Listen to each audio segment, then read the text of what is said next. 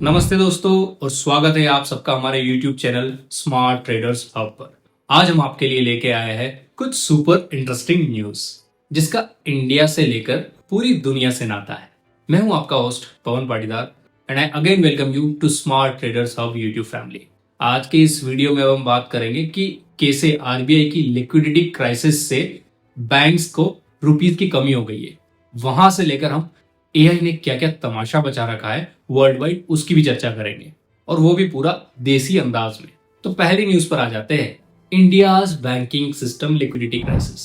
Indian bank के पास rupees नहीं है देने के लिए, तो क्या आपने जो पैसे जमा कराए हैं वो मिलेंगे या नहीं मिलेंगे? वैसे ऐसा नहीं है। आरबीआई ने पहले डॉलर्स सेल करना चालू किए थे। डॉलर्स किए थे सेल बैंक्स को, और बैंक से उन्होंने लिए थे रुपीज। रुपीज उन्होंने अपने पास रख लिए, तो रुपीज की मार्केट में कमी हो गई। तो वैसे रुपीस को अप्रिशिएट होना था, बट उसकी डिफिसिट से बैंक्स लोन भी नहीं दे पा रहे। और ये बताया जा रहा है कि 23 जनवरी 2025 तक बैंकिंग सेक्टर का कैश डिफिसिट 3.3 लाख करोड़ तक पहुंच चुका है, जो 15 साल के सबसे नीचे लेवल पर है। अभी ये डिस्कस कर लेते हैं कि ये कमी आई क्यों। सबसे पहला कारण था आरबीआई का फॉरेक्स इंटरवेंशंस, जहां पर उन्होंने डॉलर्स को सेल करना चालू किया था रुपीस को स्टेबलाइज करने के लिए। ये काम कैसे करता है?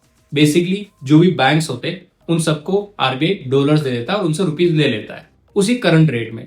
तो फिर बैंक्स क्या करते हैं? बैंक्स को जो भी फॉरेन के ट्रांजेक्शन करने पड़ते हैं, क्योंकि हम इंपोर्ट करते हैं तो हमको ज्यादा पैसा डॉलर्स में पे करना पड़ता है, तो वो डॉलर्स बैंक्स बाहर देश में बेच रहे थे। तो डायरेक्टली आरबीआई डॉलर सेल नहीं करता, बैंक्स करता है। बट बैंक्स के पास भी रुपीज की कमी हो गई, क्योंकि रुपीज का सर्कुलेशन तो चाहिए ना, तो उसकी वजह से ये हुआ है। दूसरा कारण बताया जा रहा है कि tax outflows and GST collection. 20 जनवरी के आसपास बड़े बड़े टैक्स पेमेंट्स हुए, जिससे बैंक के पास कैश कम पड़ गया है। बहुत सारे कॉर्पोरेट को अपना टैक्स पे करना था, तो उन्होंने पैसे निकाले बैंक से और पे कर दिए, तो उनके पास पैसा नहीं बचा, मतलब बैंक्स के पास पैसा नहीं बचा। तीसरा रीजन बताया जा रहा है गवर्नमेंट कैश मैनेजमेंट। गवर्नमेंट ने just in time payment system शुरू किया, जिससे उनके अकाउंट्स में आइडियल पैसे कम हो रहे हैं, इसलिए बैंक्स को लिक्विडिटी का सहारा भी कम मिल रहा है। पहले गवर्नमेंट के पास ज्यादा पैसा बैंक में होता था, क्योंकि वो लोग पेमेंट टाइम पर नहीं करते थे। बट अगर सारी चीजें सही है तो ऑटोमेटिकली पेमेंट हो रहा है, जस्ट इन टाइम का मतलब। अगला कारण बताया जा रहा है बोरोइंग कॉस्ट। जब लिक्विडिटी इतनी टाइट हो जाती है ना, तो नेचुरली बैंक्स की बोरोइंग कॉस्ट बढ़ जाती है। ये बात आगे चल के आपके और मेरे जैसे लोगों को हायर इंटरेस्ट रेट के रूप में हिट कर सकती है। मतलब बैंक के पास पैसा नहीं है तो इंटरेस्ट रेट ज्यादा चार्ज करेगा। वैसे इस चीज से क्या इकोनॉमी पर भी कुछ असर पड़ता है? इकोनॉमिस्ट का कहना है कि लिक्विडिटी की कमी इंडिया की ग्रोथ को स्लो कर सकती है। आरबीआई अगर रेट कट करेगा भी, तब भी जरूरी है कि मार्केट में पैसा हो, जिससे लोगों तक सस्ते लोन का फायदा पहुंचाया जा सके। मतलब अगर आरबीआई रेट कट कर देता है और बैंक लोगों को लोन ही नहीं दे पाएगा रुपीस के फॉर्म में, तो फिर तो पंगा होगा ना। और ये नहीं हुआ तो क्रेडिट फ्लो पर भी नेगेटिव असर देखने को मिलेगा। एक तरफ आरबीआई को इन्फ्लेशन कंट्रोल करना है, एक तरफ रुपीस को स्टेबल करना है। किस तरफ जाएगी ये दुनिया? अब आ जाते हैं दूसरी न्यूज पर। Highway development multiplier effect, IIM Bangalore study. पहले तो मुझे समझ में नहीं आया कि जो आईआईएम बैंगलोर ने स्टडी की है, इसको स्पॉन्सर किसने किया है। पर ठीक है, न्यूज है तो मैं आपको बता ही देता हूँ। अगली खबर एकदम खास है। आईआईएम बैंगलोर ने एक स्टडी किया है, जिसमें पता चला है कि हाईवे बनाने पर इकोनॉमी को एक जबरदस्त बूस्ट मिलता है। फॉर एग्जांपल, हर एक रुपए स्पेंड करने पर जीडीपी में 3.21 रुपए की ग्रोथ होती है, यानी सीधा 3 गुना रिटर्न मिलेगा। किसको? गवर्नमेंट को। वाह भाई वाह। अगला फर्क आता है जीडीपी ग्रोथ पर। स्टडी बोलती है कि हाईवे कंस्ट्रक्शन से सिर्फ सड़कें ही नहीं बनती, बल्कि ओवरऑल इकोनॉमी को भी जैप से बूस्ट मिलता है। इसके अलावा हाउस होल्ड की इनकम भी बढ़ जाती है। 2013 से 2022 के बीच में हाउस होल्ड की इनकम में 9% की बढ़ोतरी हुई है। और एक रीजन है कि इंप्रूव्ड कनेक्टिविटी। सोच के देखिए कि जहां जाने के लिए पहले 2 घंटे लगते थे, अब वहां पर सिर्फ 45 मिनट्स में पहुंचा जा सकता है। और जब सड़कें बनती है ना, तो कहीं ना कहीं कंज्यूमर की स्पेंडिंग भी बढ़ती है। 6% का इंक्रीज देखने को मिला है इन द सेम पीरियड। जब रास्ते स्मूथ होंगे और ट्रांसपोर्टेशन कॉस्ट कम होगी, तो ज्यादा लोग खर्चा करके ट्रेवल करेंगे। इसीलिए आप देखेंगे कि आसपास ट्रेवलिंग बहुत बढ़ गई है। अब ये तो रोड की बात कर रहे हैं, फ्लाइट के तो कुछ और ही हाल चाल है भाई, उसकी कौन स्टडी करेगा। उसके अलावा इससे ट्रांसपोर्टेशन कॉस्ट भी कम होती है। ये हाईवेज ट्रांसपोर्टेशन को सस्ता कर देता है, जिससे क्या होता है कि सप्लाई चेन इफिशियंसी भी इंप्रूव हो जाती है। मतलब कोई माल आप मंगवा रहे हैं, आप अपना पार्सल मंगवा रहे हैं, तो उसके लिए जो डिलीवरी चार्जेस लगेंगे वो भी कम लगेंगे, क्योंकि वो जल्दी पहुंचेगा और वो खराब भी नहीं होगा। तो अगर आपको अभी तक लगता था कि सड़कें सिर्फ गाड़ी चलाने के लिए होती है ना, तो अभी आपको नॉलेज अपग्रेड कर लेना चाहिए। ये देश की इकोनॉमी में भी बहुत बूस्ट लेके आता है। अब आ जाते हैं तीसरी न्यूज पर। Maharashtra government exploring ban on petrol and diesel vehicles इन मुंबई। वो क्या है, पेट्रोल डीजल की गाड़ियां बैन हो जाएगी मुंबई में। यार ये तो बड़ी चीज होगी ना यार, किसी ने अभी अभी गाड़ी ली है और वो बैन हो जाएगी तो फिर क्या होगा, फिर से गाड़ी खरीदेगा वो, ईवी गाड़ी। चलिए तो उसको समझ लेते हैं। सिटी ऑफ ड्रीम्स मुंबई में, जहां स्टेट गवर्नमेंट सोच रही है कि पेट्रोल और डीजल की गाड़ियों को फिर से ड्रीम बना दे। यहाँ पर उनका प्लान चल रहा है कि वो इन गाड़ियों को फेज आउट ही कर दे। कोर्ट ने ये बोला है कि वहां पर पॉल्यूशन बहुत ज्यादा बढ़ रहा है, कुछ तो करना पड़ेगा भाई। उन्होंने 7 मेंबर की एक कमेटी बनाई, जिसको हेड कर रहे थे आईएएस ऑफिसर सुधीर कुमार श्रीवास्तव। और वो कमेटी अब 3 महीने में फिजिबिलिटी स्टडी करके कोर्ट को अपनी रिपोर्ट सबमिट करेगा। कोर्ट ने ये डायरेक्टिव्स दिए है कि इन सबका जल्दी निराकरण कर दो, क्योंकि पॉल्यूशन हद से ज्यादा बढ़ गया है। इससे ऑटोमोटिव इंडस्ट्री में बड़ा हिट आएगा, क्योंकि मुंबई में 2024 के दौरान लगभग 2.79 लाख गाड़ियां रजिस्टर हुई थी। तो सोचिए, इतनी बड़ी मार्केट है और अगर बैन आया तो पूरी इंडस्ट्री हिल जाएगी। चलो, इंडस्ट्री के पास तो एक ऑप्शन है कि वो कहीं और बेच देंगे, बट लोगों के पास वो ऑप्शन नहीं है। तो सवाल ये उठता है कि ये बैन कैसे इंप्लीमेंट किया जाएगा, और पुरानी गाड़ियों का क्या होगा, और क्या ये ईवी रिवोल्यूशन को एक बूस्ट देगा। अब आ जाते हैं चौथी न्यूज पर। Sri Lanka to renegotiate wind power project with Adani green. Sri Lanka में क्या सीन चल रहा है यार।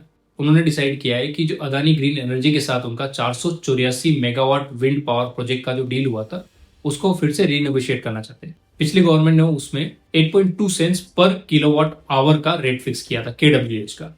पर नई सरकार चाहती है कि ये 6 सेंट पर फिक्स हो। क्या पिछली गवर्नमेंट ने पैसा लिया था और ये किया था, और वो गवर्नमेंट गिर गई, तो फिर नई गवर्नमेंट और चाह रही है कि ये भी पैसा लेगी? पता नहीं यार।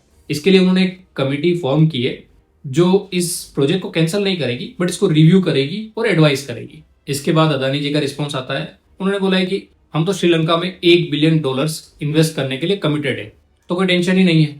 अब इससे वाइडर इम्पैक्ट होता क्या है, इससे श्रीलंका इंडिया के जो रिलेशन है उस पर बहुत असर होगा, क्योंकि बहुत सारी चीजें चेंज हो गई। और सेम चीज बांग्लादेश के साथ भी हुए थे, और वो बांग्लादेश अभी भी अदानी पावर का कुछ पैसा नहीं दे रहा और वो एनर्जी कट करने की बात कर रहे हैं। वैसे एनर्जी सेक्टर में क्या होता है, ट्रांसपेरेंसी और पब्लिक अकाउंटेबिलिटी की बड़ी डिमांड है, और सब लोग इसको देखते हैं। तो कहीं ना कहीं ये लोग भी स्क्रूटिनी में आ गए हैं। हाँ, बट ये एक और चैलेंज होगा अदानी पावर के लिए, तो देखते हैं कि ये इससे कैसे डील कर पाते हैं, इससे उभर के सामने आते हैं। अब आ जाते हैं 5वीं न्यूज पर। Ola electric's valuation falls below $4 billion. यार, जहां पर इलेक्ट्रिक व्हीकल की सेल बढ़ रही है, वहीं पर इनकी वैल्यूएशन क्यों गिर रही है? ओला इलेक्ट्रिक की वैल्यूएशन पहले सबको सरप्राइज कर रही थी, पर अब गिर के $4 बिलियन हो चुकी है, और उससे भी कम हो चुकी है। बट जब उनका आईपीओ हुआ था ना अगस्त 2024 में, उस टाइम पे उनकी वैल्यूएशन $7 बिलियन तक पहुंच गई थी। और अब आप देखो कितनी ज्यादा गिर गई, 4 बिलियन से भी नीचे आ गई। मतलब $3 बिलियन उन्होंने लूज कर दिए जब से उनका आईपीओ निकला अगस्त से। इसका बड़ा कारण ये है कि उनका जो सेल है ना वो कम हो गया है। मार्केट में जितना धमाका उनसे एक्सपेक्ट हुआ था ना, उतना सेल वो कर नहीं पाए। और उसके अलावा उनकी जो क्वालिटी है, उनके जो सर्विस है, उस पर भी बहुत सारी उंगलियां उठाई जा रही है। उसके अलावा इनके जो क्वार्टरली लॉसेस है वो भी बढ़ गए। वैसे ओला इलेक्ट्रिकल क्या है, जो मोटरसाइकिल की नई टेक्नोलॉजी के साथ एक बैटरी आ रही है उस पर फोकस कर रहा है। तो देखते हैं कि क्या ये इस बिजनेस को रिवाइव कर पाता है या नहीं कर पाता है। ये ईवी मार्केट है ना, थोड़ा गैम्बल जैसा है। अगर प्रोडक्ट चल गया ना तो सब सेट है, वरना वैल्यूएशन मेल्ट डाउन होने से कोई नहीं रोक सकता। अब आ जाते हैं 6th न्यूज पर। Car trade share surge around 18.65%। Car trade ने Q3 फाइनेंशियल ईयर 2025 के रिजल्ट निकाले और धमाल मच गया। शेयर्स सीधे 18.65% जंप कर गए, और अभी इनके शेयर्स 1624.20 रुपए पर ट्रेड कर रहे हैं। इस क्वार्टर में इन्होंने 45.53 करोड़ रुपए का प्रॉफिट किया है, जबकि पिछले साल उनका लॉस 23.55 करोड़ था। तो ये तो प्रॉफिट बना रहे हैं। अब इसके अलावा इनकी रेवेन्यू में भी ग्रोथ हुई है। ऑपरेटिंग रेवेन्यू में 27% की ईयर ऑन ईयर ग्रोथ देखने को मिली, यानी काफी सॉलिड कमबैक किया है इन्होंने। अब ऐसा क्या किया कि इनकी सारी चीजें बदल गई। तीनों बिजनेस वर्टिकल्स अच्छा परफॉर्म कर रहे हैं इनके, और इसमें से कंज्यूमर बिजनेस तो 38% तक ऊपर चला गया है, मतलब 38% की ग्रोथ पर है। बड़ी बात यह है कि जिस कंपनी ने आईपीओ के बाद थोड़ा चैलेंज फेस किया था, अब वापस ट्रैक पे आती हुई दिख रही है। इन्वेस्टर्स के लिए गुड न्यूज है, बट ओला इलेक्ट्रिक का क्या होगा वो मुझे बताइए। अब आ जाते हैं 7th न्यूज पर। Insurance Dekho in talks to raise $100 million. Insurance Dekho नाम तो सुना ही होगा अगर आप ऑनलाइन इंश्योरेंस के चक्कर में हो तो। ये लोग $100 मिलियन रेज करने वाले हैं, जिससे कंपनी को एक बड़ा पुश मिलेगा आईपीओ से पहले। अब ये पैसा कहाँ से आ रहा है? अब ऐसा कहा जा रहा है कि इस राउंड को MUFG बैंक और सी डेवलपमेंट लीड करेंगे। पहले भी 121.9 करोड़ इन्होंने मार्केट से उठाए थे। पिछले फिस्कल ईयर में इनकी जो रेवेन्यू थी ना वो 670% की ग्रोथ पर थी। वाह, मतलब 96.5 करोड़ से सीधा बढ़कर 743.6 करोड़ तक। और अब कंपनी प्रॉफिटेबल भी हो गई है। इसके अलावा एक मर्जर की बात भी सामने निकल के आ रही है कि इनका मर्जर होने वाला है रिन्यू बाय के साथ, जिसके बाद ये इंडिया का सेकंड लार्जेस्ट इंश्योरेंस एग्रीगेटर बन जाएगा। अगर ये सब सही से हुआ ना तो इंश्योरेंस सेक्टर में एक नया जायंट बन जाएगा, मतलब मोनोपोली आ जाएगी कहीं ना कहीं पर। तो क्या इसका मतलब है कि इंश्योरेंस और सस्ते हो जाएंगे? मुझे कमेंट में बताइए। Boeing $26 billion cumulative loss. ये कितना लॉस करेगा यार? इनकी तो फ्लाइट भी महंगी है। इनकी नहीं, जिनको ये बेचते हैं वो तो फ्लाइट का चार्ज बहुत ज्यादा था। तो अगली खबर यूएस से आ रही है। बोइंग ने पिछले 5 सालों में क्यूमुलेटिवली $26 बिलियन का लॉस रिपोर्ट किया है। इमेजिन कीजिए कितना बड़ा अमाउंट है। ये कंपनी क्या करती है? एरोप्लेन बनाती है और बेचती है। और ये हुआ क्यों पता है? इनके पहले 2 फटल क्रैशेस हुए थे 737 मैक्स जो एरोप्लेन थे उसमें, और उस एक्सीडेंट का इनके ऊपर बहुत बुरा असर पड़ा और इनकी रेवेन्यू बहुत ज्यादा गिर गई, उनकी सेल्स भी गिरी। इसके अलावा इस कंपनी में प्रोडक्शन डिले भी चल रहा है। 787 ड्रीम लाइनर और 777X मॉडल्स वो अभी डिले हैं, मतलब कॉस्ट को भी ओवररन कर दिए और अभी तक प्रोडक्ट भी सप्लाई नहीं हुए। इसके अलावा पेंडेमिक में क्या है, फ्लाइट्स बहुत कम हो गई थी तो उसमें भी कहीं ना कहीं इनके लॉसेस में ऐड किया है। तो अभी ये लोग प्लान कर रहे हैं कि वो जो प्रोडक्शन में डिले है उसको कैसे भी करके कम किया जा सके और ऑपरेशनल इफिशियंसी को बढ़ाया जा सके और एक्सीडेंट्स जो भी हो रहे वहां पर प्रिकॉशन लिए जा सके, ताकि ओवरऑल कंपनी की रेवेन्यू और प्रॉफिटेबिलिटी ज्यादा आ सके। अब आ जाते हैं 9th न्यूज पर। सॉफ्ट बैंक में invest $500 million in skid AI. अब एआई की दुनिया से एक बड़ी खबर है। सॉफ्ट बैंक प्लान कर रहा है कि $500 मिलियन वो स्किड एआई में इन्वेस्ट करे, जो एक रोबोटिक्स स्टार्टअप है। इससे कंपनी की वैल्यूएशन सीधे $4 बिलियन तक पहुंच जाएगी, जो पहले $1.5 बिलियन हुआ करती थी। और 1.5 कब थी? जुलाई 2024 में। इस कंपनी का फोकस कहां रहता है पता है? स्किड एआई का। स्किड एआई रोबोट्स के लिए फाउंडेशनल एआई मॉडल बना रहा है, मतलब एक बेस एआई जो अलग अलग टाइप्स के रोबोट में यूज किया जा सकेगा, काइंड ऑफ लाइक की ऑपरेटिंग सिस्टम। इसलिए इनका जो इन्वेस्टर का क्रेज है ना वो बढ़ रहा है, क्योंकि रोबोटिक्स प्लस एआई एक ऐसा कॉम्बो बन जाता है ना कि बड़े बड़े लोग भी इसमें इन्वेस्ट करने से रजिस्ट नहीं कर पाते। अभी टॉक चल रही है कि जेफ बेजोस भी इसमें इन्वेस्ट करेंगे। अब सॉफ्ट बैंक की स्ट्रेटजी ये है कि वो फ्यूचरिस्टिक टेक सेक्टर से ना उसमें एग्रेसिवली इन्वेस्ट करता है और कर ही रहा है। और ये इतनी बड़ी बैट लेते हैं कि अगर चले तो चांद तक वरना रात तक। एआई रोबोटिक्स का फ्यूचर बहुत ही प्रॉमिसिंग है। हो सकता है कि कुछ सालों बाद हमको सबके घर पर कोई स्किल्ड एआई पावर्ड रोबोट काम करता मिले। बट टेस्ला भी तो इस जंग में, तो उनका भी हो सकता है। अब आ जाता है 10th न्यूज पर। Google to rename Gulf of Mexico to Gulf of America. ये वाली खबर थोड़ी सी हटके है। गूगल मैप्स ने प्लान किया है कि यूएस के यूजर्स के लिए गल्फ ऑफ मैक्सिको का नाम गल्फ ऑफ अमेरिका दिखाएगा और मैक्सिको में तो गल्फ ऑफ मैक्सिको ही दिखाएगा। कहा जा रहा है कि ये प्रेसिडेंट डोनाल्ड ट्रंप के एग्जीक्यूटिव ऑर्डर के बाद हो रहा है। बढ़िया यार, नामकरण हो रहा है, हमारे यहाँ भी होता है ऐसा। इसके लिए गूगल को ना जियोग्राफिक नेम्स इंफॉर्मेशन सिस्टम है उनका, उसमें ये अपडेट करना होगा। पर मेरा क्वेश्चन ये है कि अगर इंडिया वाले देखेंगे तो उनको क्या दिखाएगा? क्योंकि वहीं पर सारी बात आके अटक जाती है कि वर्ल्ड में ये चीज क्या दिख रही है। इसके अलावा वो जो माउंट डेनाली को माउंट मैकिनली कर रहे हैं और ये चीज हो रही है यूएस के डॉक्यूमेंट्स में। अब पता नहीं इससे कितना ज्यादा इकोनॉमी पर इंपैक्ट आएगा। बट ये लोग तो क्या डेवलप्ड कंट्री यार, इनको ऐसे बच्चों जैसी हरकतें क्या ना शोभा नहीं देती। हम तो चलो ठीक है डेवलपिंग है करके मान भी लेते हैं। ये बिल्कुल अजीब और इंटरेस्टिंग मूव है, क्योंकि जियोग्राफिक नाम बदलना कोई छोटी बात नहीं होती है। डिप्लोमेटिकली भी इस पे डिस्कशन हो सकती है और पता नहीं अभी कोर्ट कुछ और ऑर्डर पास कर दे। इसके अलावा आ जाते हैं 11th न्यूज पर। Trump's plan for 25% to 100% tariffs on foreign semiconductors. भाई वो सोच रहे कि हमारा ही बिके, बाकी का तो नहीं बिके, हम बहुत टैरिफ लगा दे। डोनाल्ड ट्रम्प की एक और बड़ी न्यूज है ये। उन्होंने बोला है कि सभी फॉरेन मेड सेमीकंडक्टर्स पर 25% से बढ़कर 100% तक हम लोग टैरिफ लगाएंगे। लॉजिक ये है कि वो लोगों को मजबूर करना चाहते हैं कि वो यूएस में ही फैक्ट्री लगाए और यूएस में ही बेचे। अब इससे कंज्यूमर पर क्या इंपैक्ट होगा? जब इतने हाई टैरिफ लगेंगे ना तो नेचुरली इलेक्ट्रॉनिक्स के दाम भी बढ़ जाएंगे। मतलब हम सबके लिए मोबाइल, लैपटॉप, कंसोल सब महंगा हो जाएगा। इससे क्या है ना, जियो पॉलिटिकल टेंशन भी बढ़ेगी। ताइवान, साउथ कोरिया जैसे देश के साथ ट्रेड रिलेशन इनके खराब हो जाएंगे, और हो ही रहे हैं। डीप सीक ने पहले इनकी ओपन एआई को मार डाला जब ये टिकटॉक पर आक्रमण कर रहे थे, और इससे एक तरह का ग्लोबल ट्रेड वॉर स्पार्क हो सकता है। अब पहले जो चिप्स एक्ट था ना, उसमें थोड़ा इनको क्रिटिसिज्म मिल रहा है। ट्रम्प बोल रहे हैं कि जो चिप्स एक्ट जैसा कुछ जरूरी नहीं है, क्योंकि कंपनीज के पास पहले से पैसे। बट एक्सपर्ट बोल रहे हैं कि इनको कंपनीज को बहुत ज्यादा हेल्प चाहिए होगी गवर्नमेंट की वजह से, मतलब फंड चाहिए होगा। अब इन सबसे पता लगता है कि ग्लोबल सप्लाई चेन कितना कॉम्प्लिकेटेड है। अगर एक देश इंपोर्ट पर टैरिफ लगाता है तो दूसरे रिटेलिएट कर सकते हैं। देखते हैं आगे क्या होता है और कहानी कहां तक जाती है। अब आ जाते हैं 12th न्यूज पर। Apple partners with SpaceX and T mobile for Starlink satellite iPhone messaging. ये बड़ी न्यूज है यार, बट इंडिया में नहीं हो रहा है। मैं सोचता हूँ इंडिया में हो जाता तो अच्छा है। मतलब क्या, सैटेलाइट से सब कुछ हो पाएगा और आपको कुछ करने की जरूरत नहीं, वो सिम कार्ड के थ्रू ही सब कुछ हो रहा है। एप्पल वालों के लिए एकदम नया और दांसों का भर है ये चीज, क्योंकि अब आईफोन्स में स्टारलिंक सैटेलाइट के थ्रू मैसेज सेंड कर सकते हैं बिना सेल्यूलर कवरेज के। मतलब कहीं पर नो नेटवर्क जोन होगा ही नहीं। अब iOS 18.3 अपडेट में ये फीचर्स इंट्रोड्यूस हो जाएगा। अभी इसकी बीटा टेस्टिंग चल रही है, तो आईफोन 14 और नए मॉडल्स में ये लिमिटेड ही आ रहा है, बट टेस्ट किया जा रहा है। अगर वहां पर सक्सेसफुल होता है तो सब में ये चीजें लॉन्च कर दी जाएगी, iOS 14 और उसके बाद वालों में, क्योंकि उसके बाद वाले सैटेलाइट कॉलिंग सपोर्ट करते हैं और सैटेलाइट इंटरनेट भी सपोर्ट करते हैं। अब इससे क्या होगा, ऑटोमेटिक कनेक्टिविटी आ जाएगी। पहले जैसे इमरजेंसी SOS के लिए मैनुअल फोन को सैटेलाइट अलाइन करना पड़ता था ना, अब ये प्रोसेस ऑटोमेटिक हो जाएगा। और इनके फ्यूचर प्लान्स क्या है, फिलहाल सिर्फ टेक्स्ट होगा, पर एलोन मस्क ने हिंट दिया है कि आगे चल के वॉइस, डेटा, इमेज सब पॉसिबल हो सकता है। मतलब ये एक नया जायंट तैयार होगा। जैसे जियो ने मार्केट कैप्चर किया था, वहां पर क्या करेगा, ये टी मोबाइल मार्केट कैप्चर करेगा स्टारलिंक की हेल्प से, और एप्पल भी कैप्चर करेगा। इंडिया में कब आएगा ऐसा फीचर्स, और कौन लेके आ सकता है मुझे बताओ। मतलब सोचिए, अगर आप किसी एडवेंचर ट्रिप पे हो जहां नेटवर्क नहीं आता है, फिर भी आप टेक्स्ट कर सकते हो, जंगल में मंगल हो गया अब तो। अब आ जाते 13th न्यूज पर। Italy's data protection authority questions deep seek. Italy deep seek को बोल रहा है, समझ में नहीं आ रहा है। हो सकता है यूएस का प्रेशर हो। अब एआई की दुनिया में एक और ट्विस्ट आया है।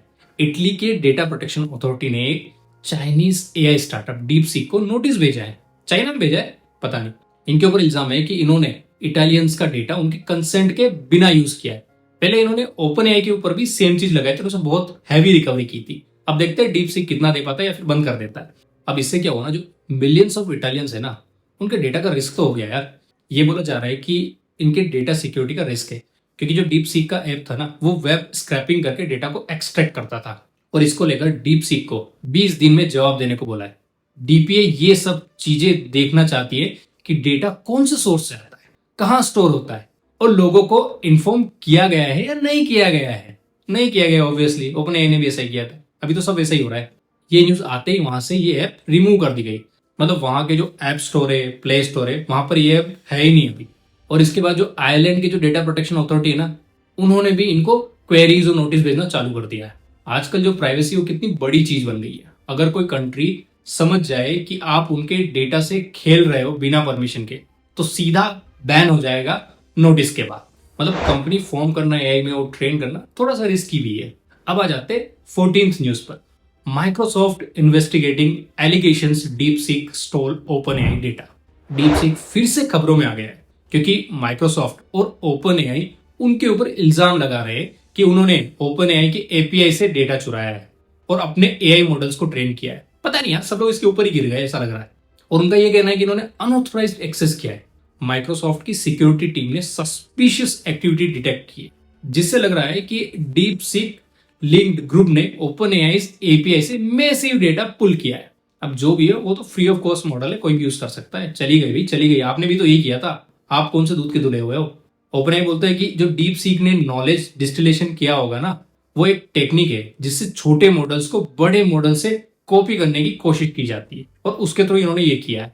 और उसके बाद जो इनका R1 ओपन सोर्स मॉडल है, जिसका क्लेम है कि वो ओपन एआई और गूगल से कम्पीट कर सकता है। पर वो कम्पीट कैसे करेगा? डेटा इनसे लिया और इनसे आगे निकल जाएगा, कैसा हो सकता है? बट चाइना तो कहीं ना कहीं कॉपी में मास्टर है भाई। इससे हमें दिख रहा है कि कितना कॉम्पिटिटिव हो गया है एआई स्पेस।